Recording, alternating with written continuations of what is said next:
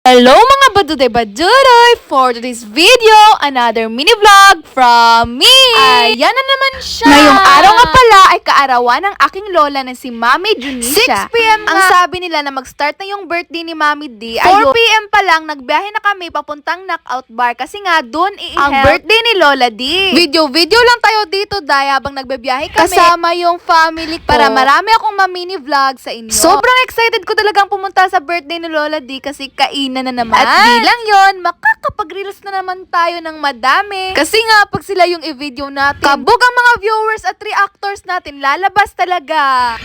Umabot na kami dito sa Knockout Bar. Kapag video na naman Inday nyo. Kasi naman, wala pang madaming tao, hindi pa talaga ako masyadong nahihiya. Sumakapal pa yung mukha ko dito. Kasi nga, maliit pa yung bisita, pero dito ay umabot na sa event, yung birthday celebrant natin na si Lola D. Ayun, ang ganda talaga ng ating birthday celebrant. At ako napapansin ko talaga sa lola ko na paboritong-paborito niya malaret na damit. Naku, kahit 77 na yan, pabata yung lola ko.